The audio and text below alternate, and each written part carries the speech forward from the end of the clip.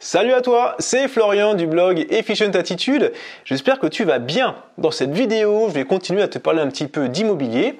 Avant d'aller plus loin, n'oublie pas de liker la page ou de t'y abonner. Comme ça, tu seras notifié dès que je publierai une nouvelle vidéo, c'est-à-dire le mardi, le jeudi et le samedi.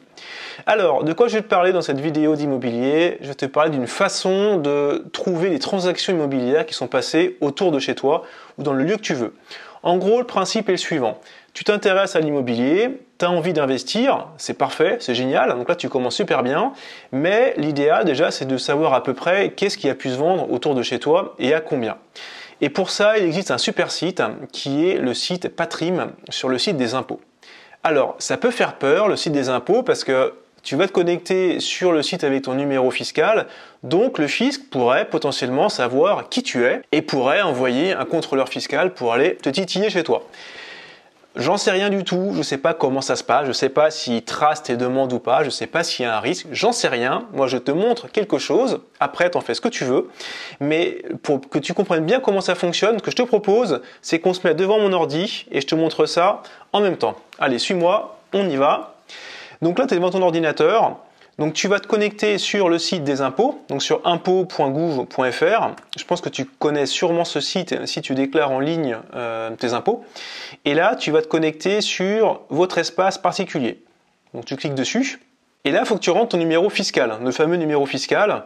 Alors moi, vu que je suis bien organisé, j'ai automatiquement mon numéro qui va se mettre ici. Et je continue et mon mot de passe, je vais le pré-remplir automatiquement. Si tu veux faire la même chose, j'ai fait une vidéo sur le sujet gestionnaire de mots de passe. Je t'invite à aller la voir. Donc là, je me connecte sur l'espace particulier. Voilà. Et là, la première chose que tu vas faire, c'est que tu vas cliquer sur l'onglet qui s'appelle Données publiques, qui est sur le côté droit. Quand tu cliques dessus, tu as accès à un autre menu qui s'appelle Rechercher les transactions immobilières. Donc là, tu cliques sur Accéder. Et donc tu as une nouvelle page qui s'ouvre et tu as le premier formulaire qui va te demander pourquoi tu veux accéder à ça.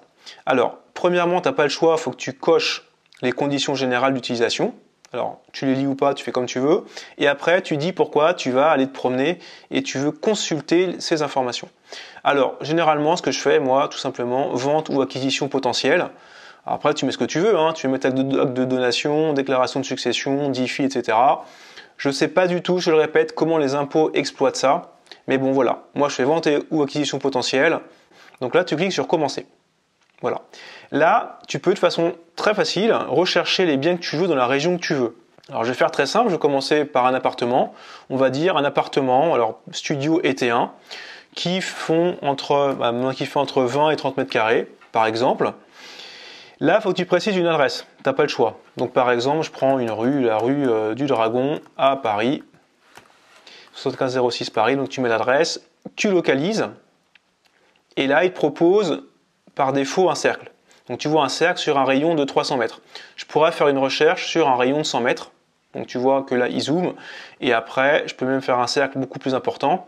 Après, tu peux même quadriller. Tu cliques par exemple sur Polygone et tu dis, bah tiens, je voudrais chercher tous les biens qui se sont vendus dans cette zone-là. Donc tu cliques sur le plan et quand tu as terminé, tu double-cliques. Voilà. Donc par exemple, je vais chercher tout ce qui a été vendu ici et je vais chercher ce qui a été vendu entre le 10 2018, très bien, et le 3 2019. Je crois qu'au maximum, ça dure... je crois que tu peux mettre une période de 3 ans au maximum, tu ne peux pas mettre plus. Alors, si tu cliques sur plus de critères, tu peux rajouter encore plus d'informations, vraiment des trucs extrêmement précis. Je m'en suis jamais servi, je t'avoue, mais bon, si ça t'intéresse, tu peux vraiment préciser comme tu le souhaites. Donc là, je clique sur moins de critères pour ne pas afficher le reste et tu appuies simplement sur rechercher. Là, il fait une petite recherche. Alors là, pour le coup, il me dit que le nombre de ventes est trop faible.